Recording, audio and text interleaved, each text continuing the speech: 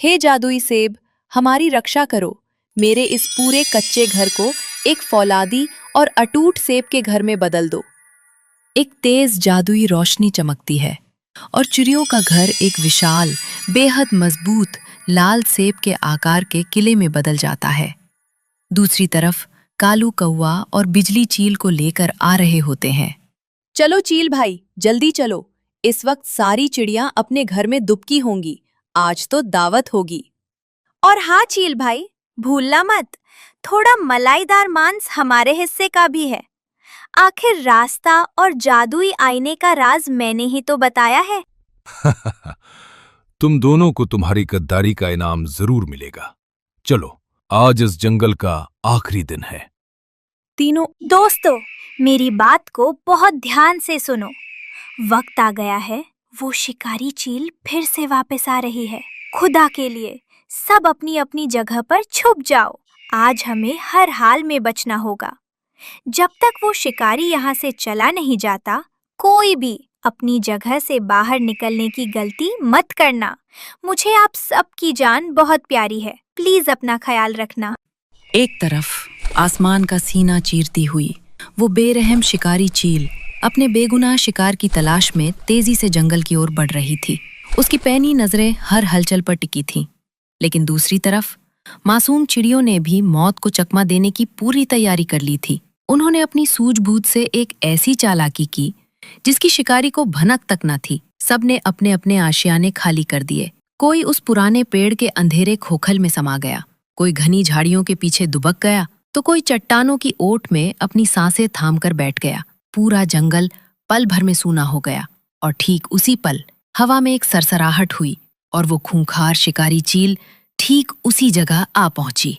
अरे, जंगल के सभी चिड़िया मर गए हैं क्या? किसी को बाहर नहीं दिखाई पड़ रहा है।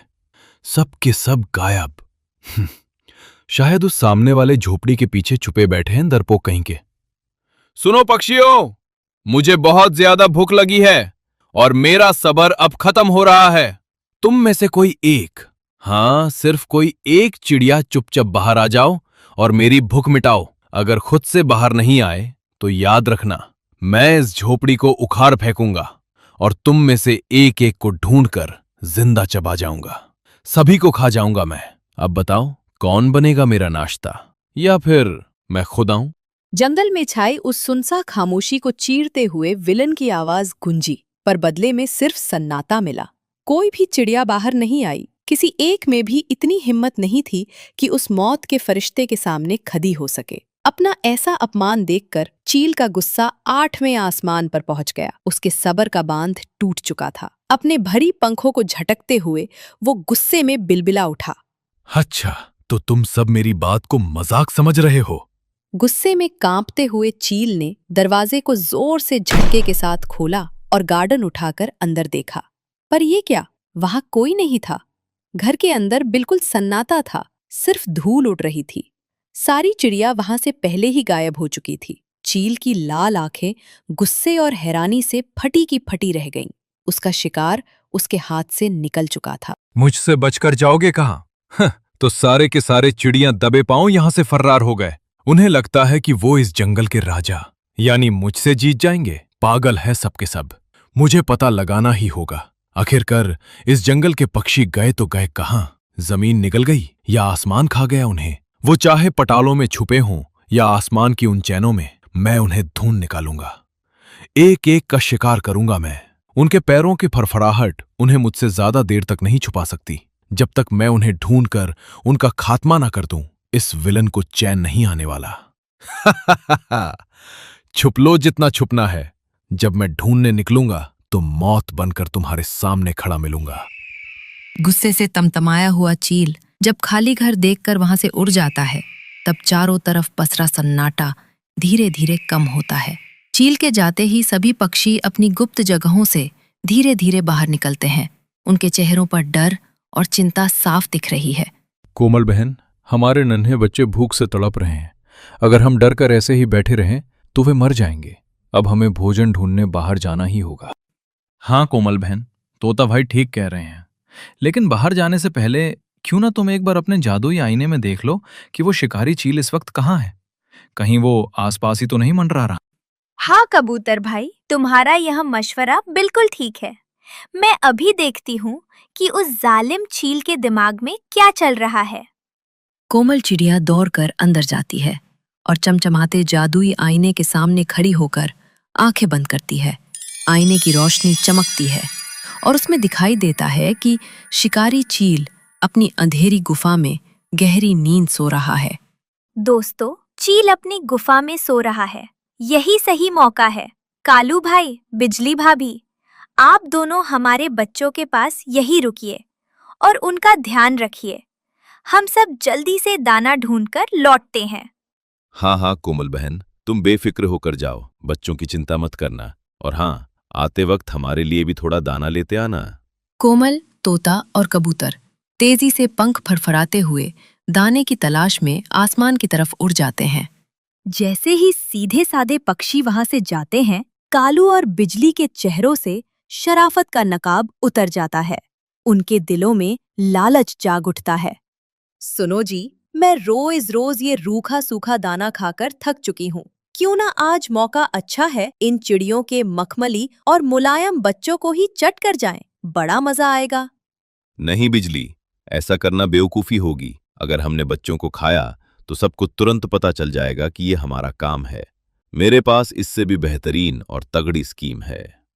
कैसी स्कीम जी?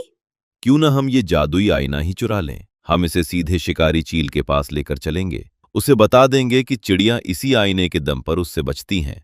चील खुश होकर हमें रोज ताज़ा मांस खाने को देगा और हमारा जंगल पर राज होगा। वाह जी वाह, क्या दिमाग पाया है। चलो, देर किस बात की। कालू और बिजली चुपके से घर के अंदर घुसते हैं, भारी जादुई आईने को अपने पंजों में दबाते हैं और दुन दबाकर वहां से भाग निकलते हैं। उधर दूसरी तरफ कोमल और उसके दोस्त अपनी चोंच में दाना दबाए खुशी खुशी वापस लौट रहे हैं। कोमल बहन, चलो अब जल्दी घर चलें। बच्चे भूख से बेहाल हो रहे होंगे। हाँ, आज के लिए इतना दाना काफी है। शाम होने वाली है। सभी पक्षी घर पहुंचते हैं। कोमल जैसे ही जादुई आईने वाली जगह पर जाती है, उसके होश उड़ जाते हैं। वो जोर से चीखती है, अनर्थ हो गया। हमारा जादुई आईना यहाँ नहीं है। किसी ने उसे चुरा लिया है। अगर वो आईना शिकारी चील के हाथ लग गया तो हम बर्बाद हो जाएंगे। हमें उसे फौरन ढूंढना होगा। कोमल बहन, कालू कौवा और बिजली भी तो घर पर नहीं है। बच्चे यहाँ अकेले हैं। मुझे पूरा यकीन है कि ये काम उन्हीं दोनों गद्दारों का है। वे आईना लेकर चील के पास ही गए होंगे। हमारे पास वक्त बहुत कम है दोस्तों। सब अलग अलग दिशाओं में फैल जाओ और उन्हें ढूंढो। सभी पक्षी हवा में उड़कर चारों ओर कालू और बिजली को तलाशने लगते हैं। काफी देर तक आसमान और जमीन छानने के बाद भी जब कोई नहीं मिलता तो कोमल चिड़िया बुरी तरह थक कर एक घने पेड़ के नीचे बैठ जाती है और रोने लगती है। अब मैं क्या करूं? मुझे कुछ समझ नहीं आ रहा। न कालू बिजली का पता है और ना ही आईने का। अब तो हमें ये भी नहीं मालूम कि चील किस वक्त हम पर हमला कर दे। अचानक वो विशाल पेड़ धीरे धीरे अपनी आंखें खोलता है। उसकी टहनियां हिलती हैं और वो एक भारी दयालु आवाज में बोल पड़ता है। अरे नन्ही चिड़िया, तुम इतनी डरी हुई क्यों हो? आखिर क्या बात है जो तुम्हारे सब्र के आंसू बह रहे हैं? मुझे बताओ, मैं तुम्हारी मदद कर सकता हूँ। आप मेरी मदद करेंगे? कालू की गद्दारी और चील के खौफ की पूरी कहानी सुना देती है। बस इतनी सी बात? डरो मत कोमल, तुम बहुत नेक दिल हो। ये लो, मेरा जादुई सेब, इसे अपने पास रखो। तुम इसे जो भी हुक्म दोगी, ये पलक झपकते ही उसे पूरा कर देगा। आपका बहुत बहुत शुक्रिया पेड़ भाई, आपने हमारी जान बचा ली। कोमल सेब लेकर उड़ती हुई अपने घर पहुंचती है, जहां तोता और कबूतर पहले से ही डरे हुए बैठे थे। कोमल बिना देर किए जादुई सेब को हवा में उछालती है। हे जादुई सेब, हमारी रक्षा करो। मेरे इस पूरे कच्चे घर को एक फौलादी और अटूट सेब के घर में बदल दो। एक तेज जादुई रोशनी चमकती है और चिड़ियों का घर एक विशाल, बेहद मजबूत लाल सेब के आकार के किले में बदल जाता है।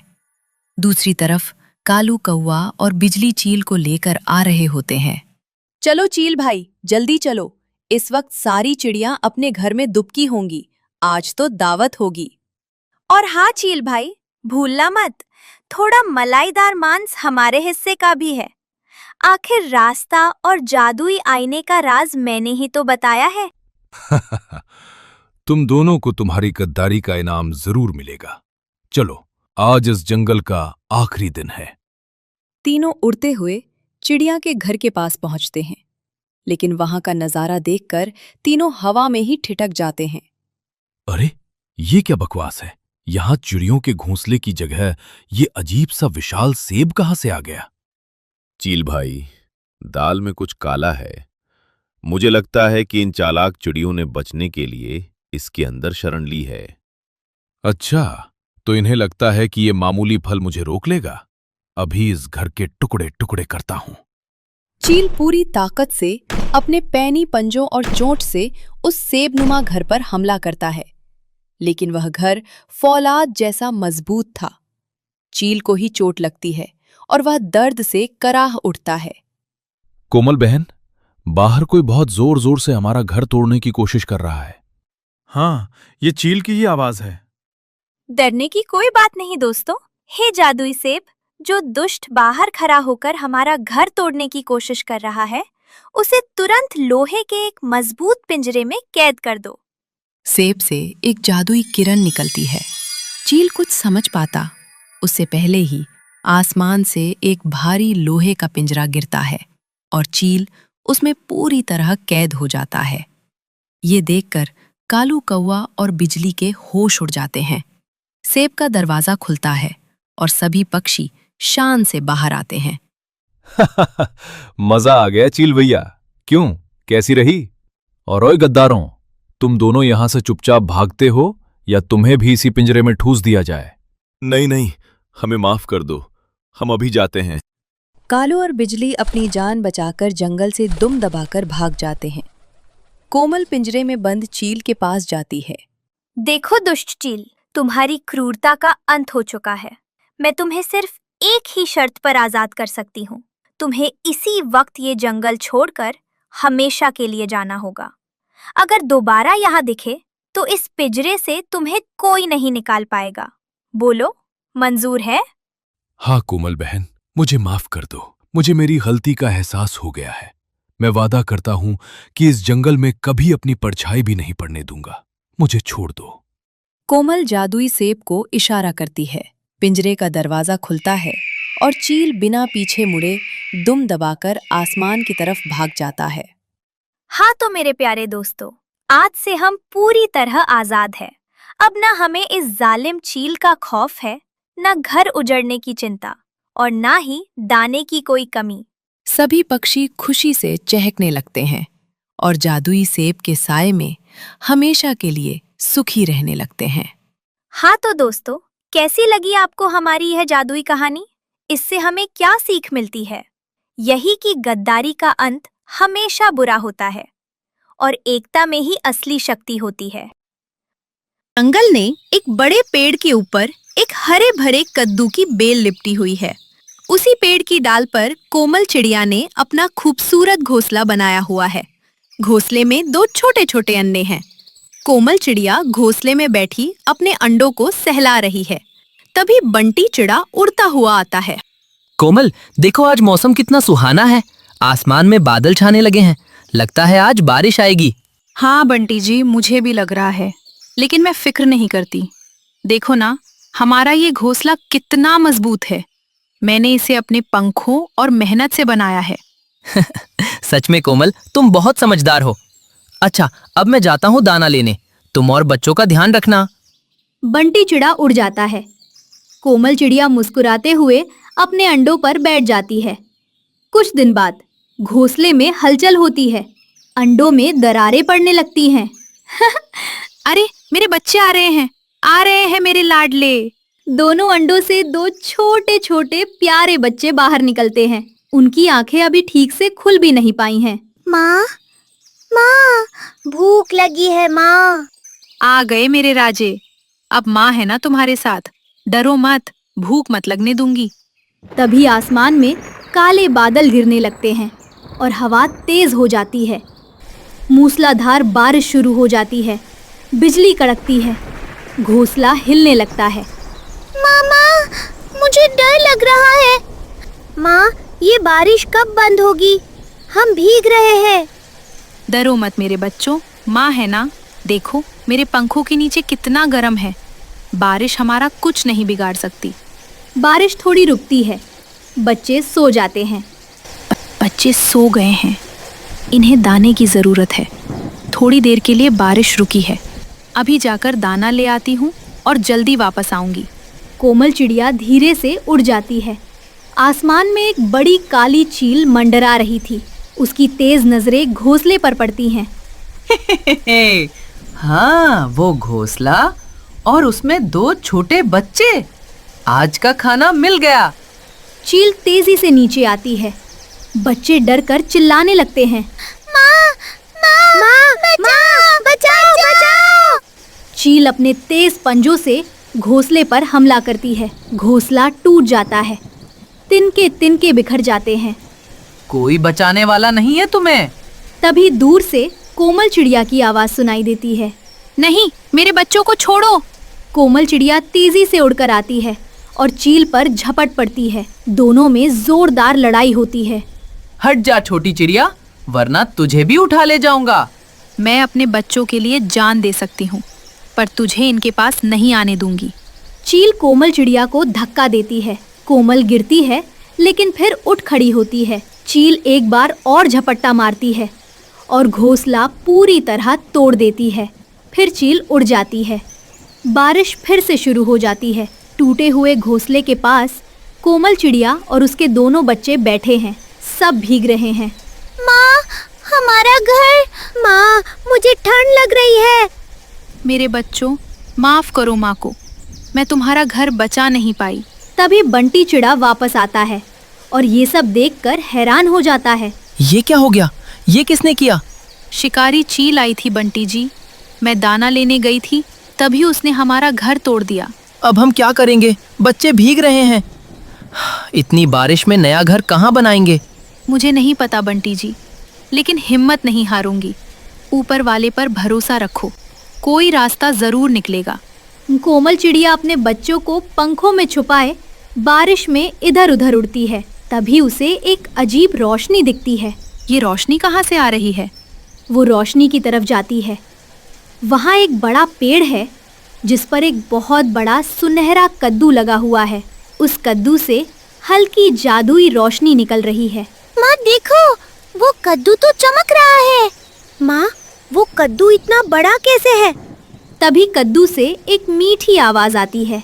कोमल चिड़िया, मैंने देखा तुमने अपने बच्चों के लिए शिकारी चील से अकेले लड़ाई की। तुम्हारी ममता और हिम्मत ने मुझे जगा दिया। ये कौन बोल रहा है? मैं इस पेड़ का जादुई कद्दू हूँ, जो माँ अपने बच्चों के लिए सब कुछ सह लेती है। उसकी मदद करना मेरा काम है। आज से यह कद्दू तुम्हारा घर है। कद्दू में एक दरवाजा खुल जाता है। अंदर से गर्म सुनहरी रोशनी आती है। कोमल चिड़िया और उसके बच्चे धीरे धीरे कद्दू के अंदर जाते हैं। वाह माँ, ये तो इतना बड़ा है। देखो, अंदर से तो बहुत जगह है और ये कितना गर्म है। बाहर तो इतनी ठंड थी। ऊपर वाले ने सुन ली हमारी। घर के अंदर मुलायम घास का बिस्तर है। दानों से भरा एक कोना है और खिड़कियों से बाहर का नज़ारा दिखता है। कोमल चिड़िया, ये घर जादुई है। जब भी बाहर तूफान आए, इसके दरवाजे खुद बंद हो जाएंगे। जब भी तुम्हारे बच्चों को भूख लगेगी, इस कोने में दाने भर जाएंगे। लेकिन एक बात याद रखना। कौन सी बात? ये घर तुम्हें इसलिए मिला क्योंकि तुमने अपने बच्चों से प्यार किया और मुसीबत में हिम्मत नहीं हारी। इसी तरह जब कोई दूसरा पक्षी मुसीबत में हो तो उसकी भी मदद करना, क्योंकि दूसरों की मदद करने से यह घर और भी जादुई होता जाएगा। जरूर, ये मेरा वादा है। अगले दिन बारिश थम गई है। शिकारी चील फिर से उसी पेड़ के पास आती है। उस चिड़िया के बच्चे कहाँ गए? आज उन्हें ढूंढ कर ही रहूंगी। वो कद्दू देखती है, उस पर झपट्टा मारती है। अरे ये क्या? इस कद्दू पर मेरे पंजे काम नहीं कर रहे। कद्दू का जादू चील को दूर फेंक देता है। चील गिरती है। यह घर एक माँ की ममता से बना है, इसे कोई नुकसान नहीं पहुंचा सकता। चील डर कर उड़ जाती है। कोमल चिड़िया अंदर से देख रही थी। माँ, चील भाग गई। हमारा घर कितना जादुई है माँ। बच्चों, ये घर जादुई इसलिए है क्योंकि इसमें हमारा प्यार है। जब तक हम एक दूसरे से प्यार करते रहेंगे, कोई हमारा कुछ नहीं बिगाड़ पाएगा। कुछ दिन बाद कोमल चिड़िया बाहर दाना ढूंढ रही है। तभी वो देखती है कि बूढ़ी काफी दर्द में तड़प रही है। कहीं छुपने की जगह नहीं है। बेटा, कोई है? मुझे बहुत तकलीफ हो रही है। बारिश में भीग गई हूँ। जादुई कद्दू ने कहा था, दूसरों की मदद करो। माँ जी, चलिए मेरे घर, वहाँ गर्मी है और दाना भी है। बेटा, तू मुझे नहीं जानती, फिर भी मुसीबत में काम आना ही असली रिश्ता होता है माँ जी। वो बूढ़ी काफी को अपने कद्दू के घर में ले आती है। घर के अंदर जाते ही कद्दू और भी चमकने लगता है। वाह, घर तो और भी सुंदर हो गया। शाबाश कोमल, तुमने अपना वादा निभाया। जब भी कोई नेकी होगी इस घर में, यह और खूबसूरत होता जाएगा। शाम का वक्त कद्दू का घर खूबसूरत रोशनी से जगमगा रहा है। कोमल चिड़िया, उसके बच्चे, बूढ़ी काफी और बंटी चिड़ा सब मिलकर दाना खा रहे हैं।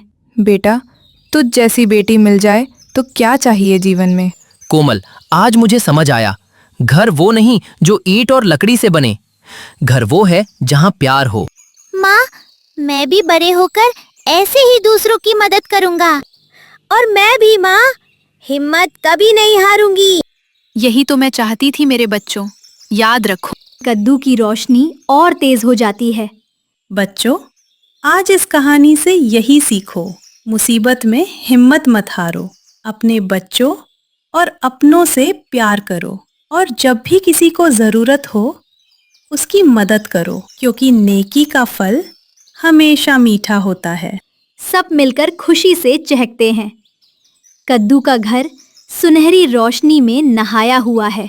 बारिश रुक गई है और आसमान में इंद्रधनुष निकल आया है। जंगल में कोमल चिड़िया और बंटी कबूतर की दोस्ती की मिसाल दी जाती थी। अगर किसी को कोमल की जरूरत होती तो बंटी सबसे पहले पहुंचता था, और अगर बंटी किसी मुसीबत में फंस जाता तो कोमल चिड़िया इसकी मदद के लिए दौड़ी चली आती थी। मीना, बबलू, बबली कबूतरी, चीकू तोता और चिंकी तोती भी अक्सर इनके साथ ही अपना समय बिताते थे।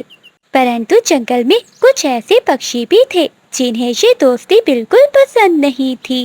वो थे बादल कौवा, बिजली कवि और उनका बेटा जुगनू। एक दिन बादल कौवा पेड़ पर बैठा कोमल और बंटी को आपस में हंसकर बातें करता हुआ देख रहा था और जल भुन रहा था। देखो तो बिजली, ये दोनों हर समय साथ साथ ही घूमते रहते हैं। हाँ बादल जी, मुझे तो इनकी ये गहरी दोस्ती बिल्कुल पसंद नहीं है। तो फिर मामा, क्यों ना कोई चाल चलकर इन दोनों की दोस्ती हमेशा के लिए तोड़वा दी जाए। बेटे की बात सुनकर बादल कौवा हंसने लगता है। वाह जुगनू, ये तो मैं भी कब से सोच रहा था। अब देखो मैं क्या करता हूँ। अगली सुबह हो जाती है। बंटी कबूतर अपने घर के बाहर अकेला बैठा था। तभी बादल कौवा बहुत उदास चेहरा बनाकर वहाँ पहुँच जाता है। बंटी भाई नमस्ते, मुझे तुमसे एक बहुत जरूरी बात करनी है। कहो बादल भाई, क्या बात है? तुम इतने चिंतित क्यों लग रहे हो? बंटी, मुझे तो ये बात तुम्हें बतानी भी नहीं चाहिए, क्योंकि इससे तुम्हारा दिल दुखेगा। बादल, आखिर ऐसी क्या बात है? साफ साफ बताओ। अच्छा, अगर तुम कह ही रहे हो तो बता देता हूँ।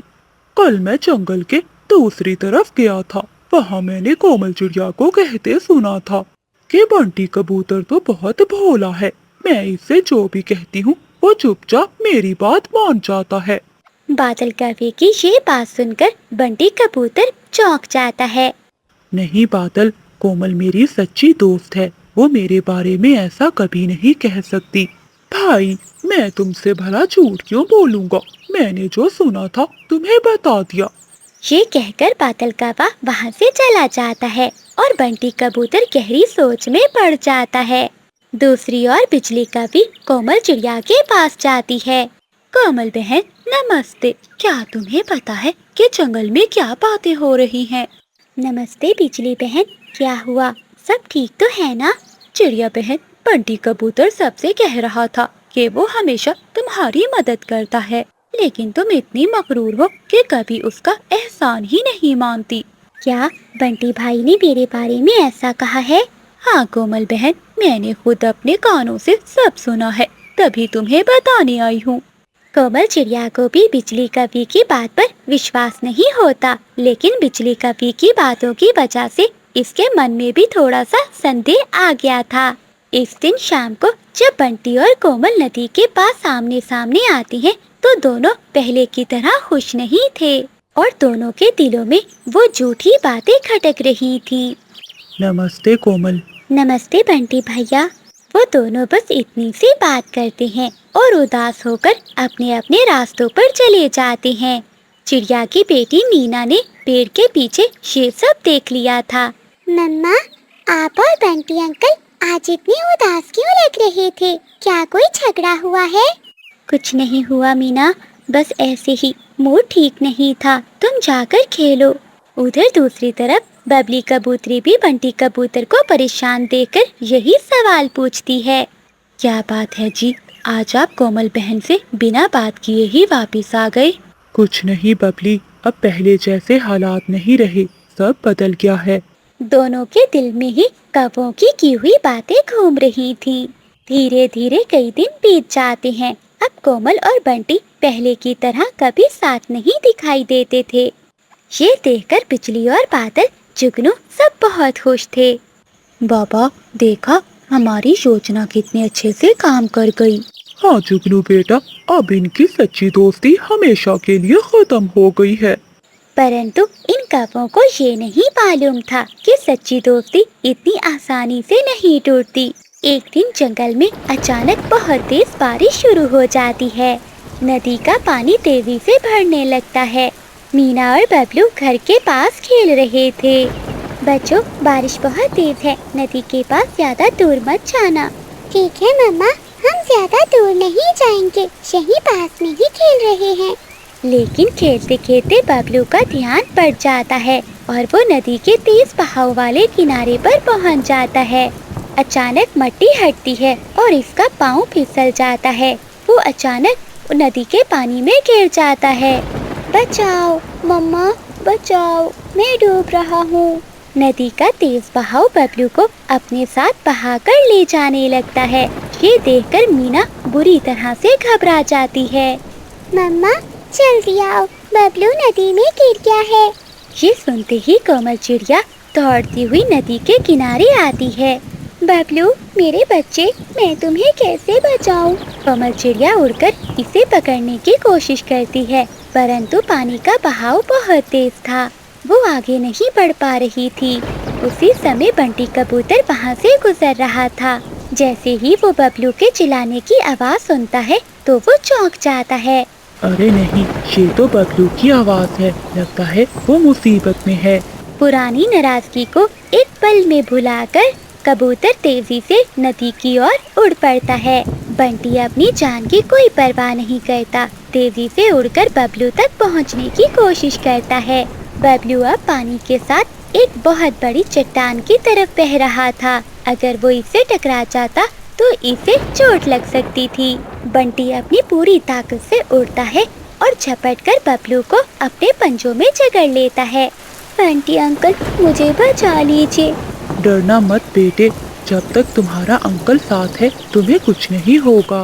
बंटी कबूतर अपने पंजों में लेकर बबलू को किनारे की तरफ उड़ने लगता है। कुछ ही देर बाद वो किनारे पर पहुंच जाता है। चिड़िया दौड़कर बबलू को अपने पंखों से लगा लेती है। बबलू बेटा, तुम ठीक तो हो ना? तुम्हें कहीं चोट तो नहीं आई? हाँ मम्मा, मैं बिल्कुल ठीक हूँ। मुझे बंटी अंकल ने बचा लिया। बंटी भैया, आपने अपनी जान खतरे में डालकर मेरे बेटे की जान बचा ली। मैं आपका ये एहसान कभी नहीं भूलूंगी। कोमल बहन, बबलू मेरा भी तो बेटे जैसा है और दोस्तों के बीच एहसान की बात कहाँ से आ गई? ये सुनते ही कोमल को बिजली कपी की कही हुई वो बात याद आती है कि बंटी एहसान जताता है, और बंटी को भी अचानक बादल कपी की वो बात याद आ जाती है कि कोमल तुम्हें बेवकूफ कहती है। दोनों को तुरंत एहसास होता है कि दाल में कुछ काला है। बंटी भैया सच बताइए, क्या आपने सच में किसी से कहा था कि मैं आपका एहसान नहीं मानती? क्या मैंने कभी ऐसा नहीं कहा, लेकिन तुमने तो दूसरों से ये कहा है कि मैं बहुत भोला और बेवकूफ हूँ। कभी नहीं बंटी भैया, मैं तो हमेशा तुम्हारी इज्जत करती हूँ। दोनों एक दूसरे का मुंह देखने लगते हैं। अब इन्हें सारी बात समझ में आ गई थी।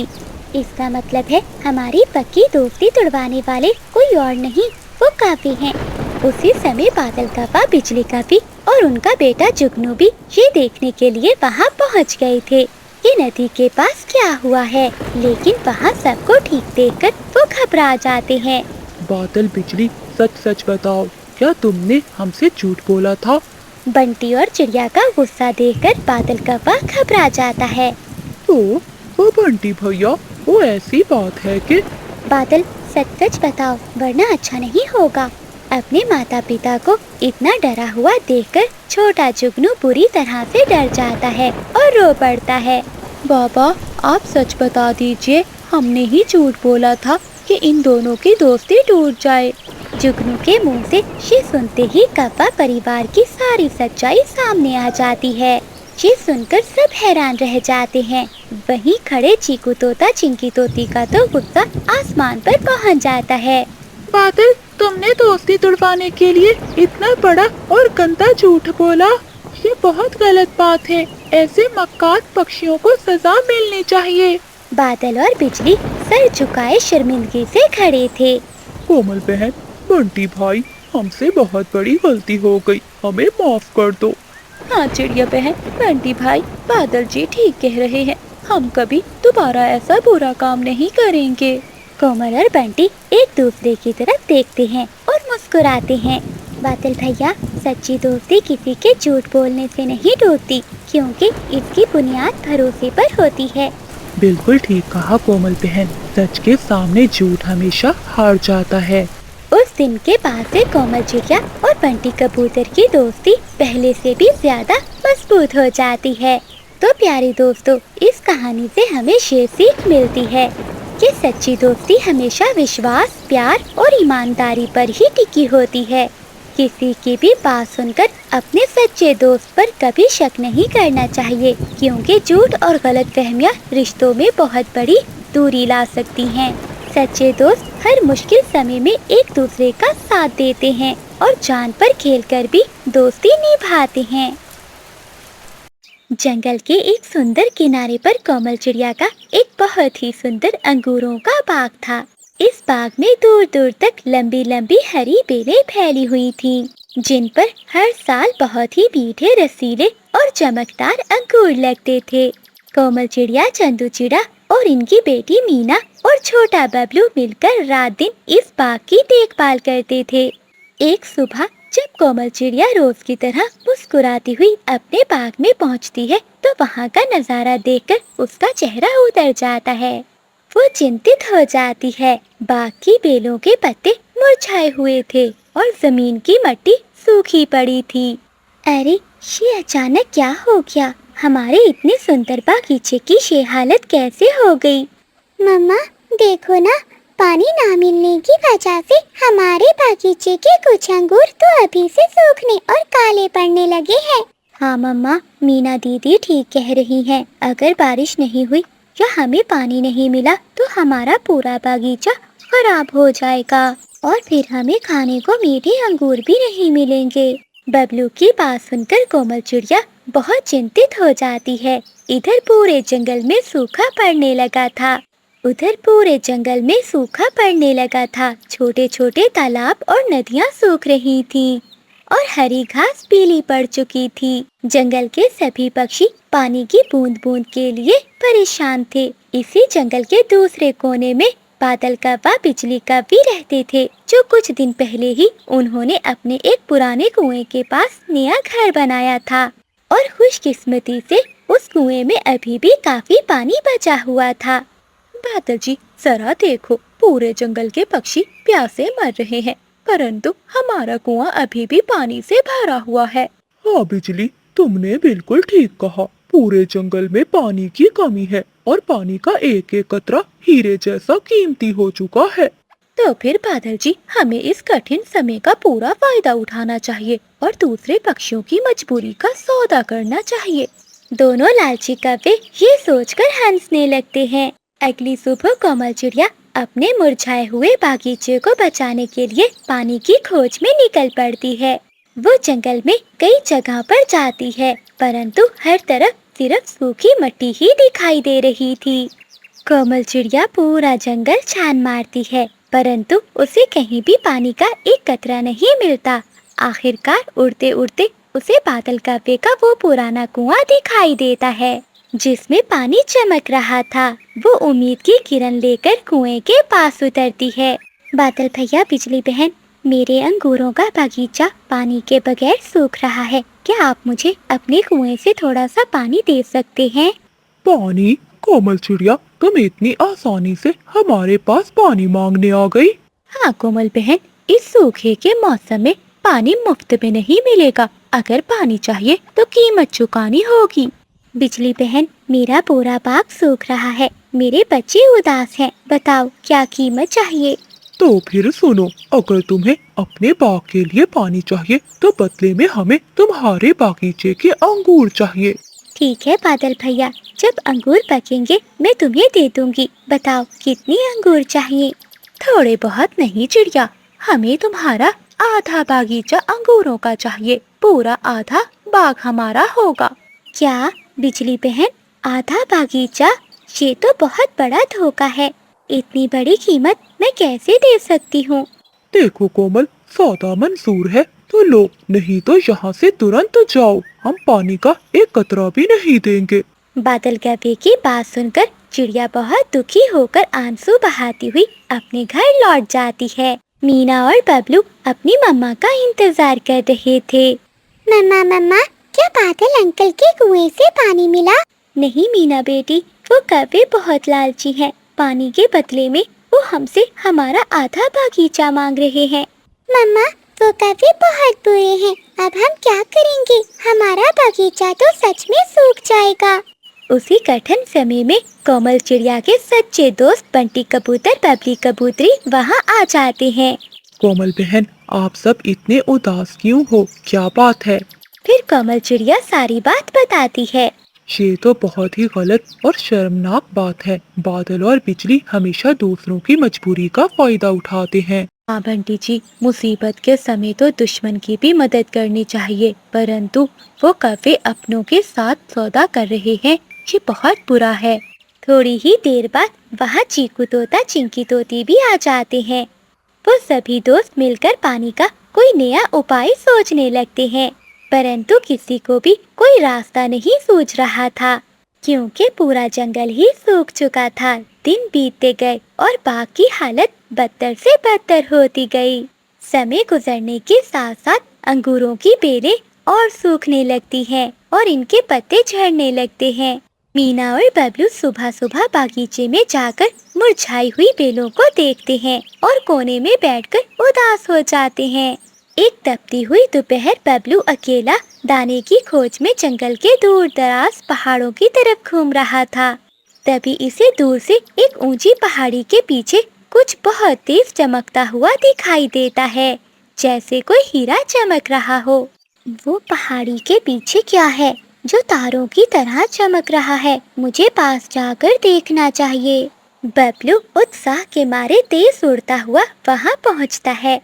जब वो पहाड़ी के पीछे उतरता है तो वहाँ का नज़ारा देखकर वो बहुत खुश हो जाता है।